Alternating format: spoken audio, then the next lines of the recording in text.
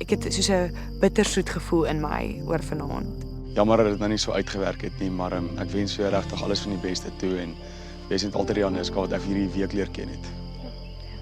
Dankie Neil, dankie vir Sterkte vir alles. Dankie vir jou vir die proses vir die doen. Regtig baie dankie vir alles, hoor. Ja, dit is so fijn.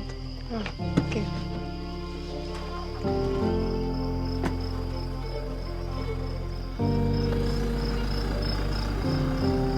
Daar was verwikkelinge met een dame vroeg en daar was definitief verwikkelinge met die ander dame wat ook nou aankom en ek hoop en bid dit in die volgende 2-3 dae dat ek kan sien wat ek moet sien om 'n duidelike keuse te hê op die einde van die proses. Ja, okay, Anuska? Is dit moeilijk? Ja, ek kan dink dit is moeilik, hè? Ek weet, mense kom met 'n verwagting en mense stap heeltemal met 'n ander verwagting uit.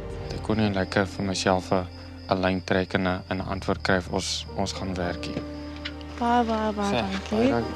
Nou moet jy die res van jou journey geniet. Sê, baie dankie. Okay, baie dankie.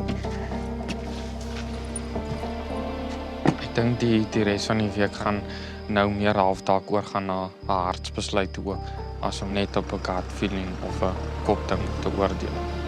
Ek dink ek het dit van die eerste dag af gesien, so ek was ja. Hoe voel jy daaroor? Ja, dat help ek upset myself oor iets wat die mens vir my is, so. Ek het nie gedink ek gaan die besluit neem nie tot vroeër vanmiddag wat ek besef het dat ek gaan 'n fout maak as ek haar hier sou hou. Ek wil nie iemand hier hê wat nog die wêreld wil sien en nog die so baie werk wil gaan doen daar in die wêreld daar buite nie. En dis wat sy wil doen. Ek weet nie, ek dink nie ek het dit verwag nie, maar ek het nie geweet wat om te verwag nie. So en ek dink nie dis noodwendig net oor Quintus waaroor ek emosioneel is nie. Ek dink dis maar die hele prentjie vir my. Dit was lekker geweest. Ja. Dis dankbaar.